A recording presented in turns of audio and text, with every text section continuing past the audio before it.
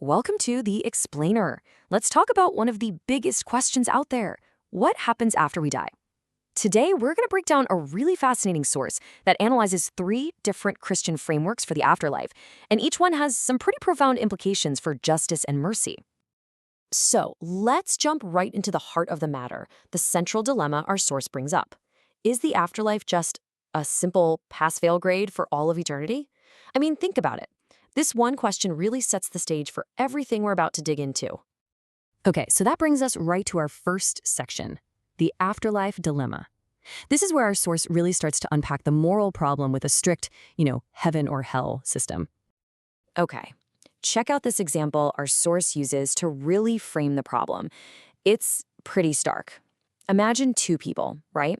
They're almost identical in how they lived their lives. A tiny, razor-thin difference between their goodness and badness. Should that infinitesimal difference really lead to an infinitely different eternal outcome? One goes to heaven, one goes to hell? Wow. It's a really powerful way to pose the question, isn't it?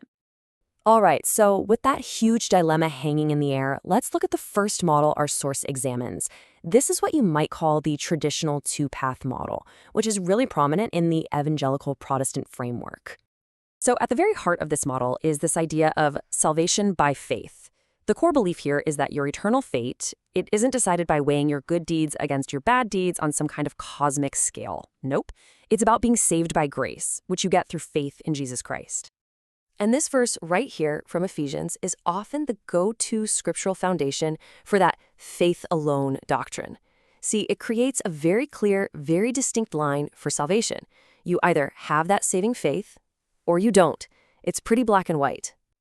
But, and this is important, the source is really careful to point out that even within this binary model, it's not always seen as this flat, one-size-fits-all experience.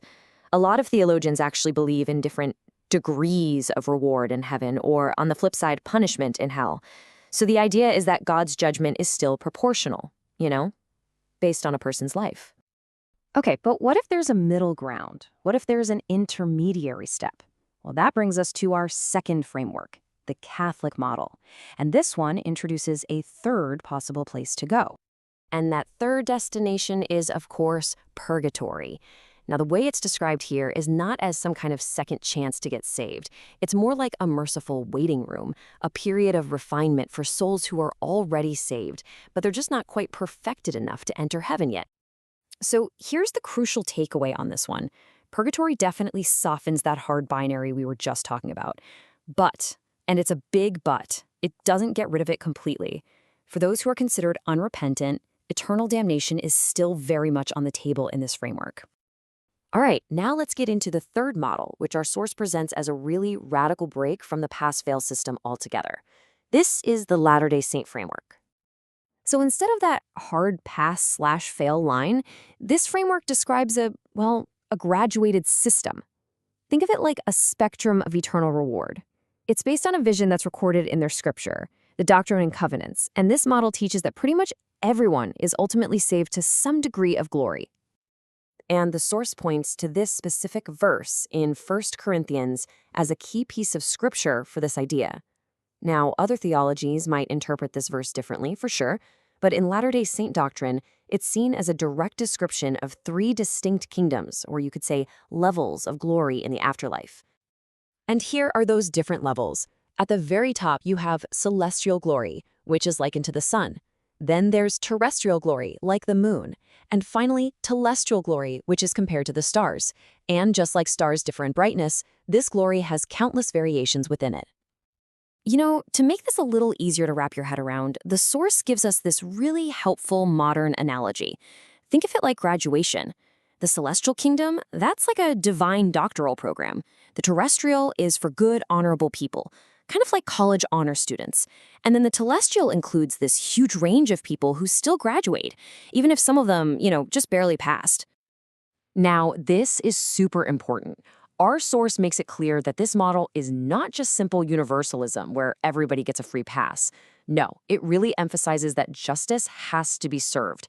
Punishment for sins is still a thing, and you only inherit a kingdom of glory after that debt has been paid. So, after laying out all three of these models, how do they actually stack up against each other? Well, our source wraps things up with a direct evaluation, rating them on fairness and justice. And here you can see the author's direct rating. It's pretty interesting. They gave an initial score and then actually went back and revised them. And in the end, they conclude that the graduated spectrum-based system is, from their perspective, the most morally coherent and just of the three. And here's that final verdict from our source, but this time as a bar chart. I mean, you can really see the significant difference in how the author rated the fairness of each framework. The Latter-day Saint model scores highest by a really wide margin. But in the end, the source kind of turns it all back to us. It leaves us with this final, really thought-provoking question. After looking at all these different models, what does a truly just afterlife look like to you?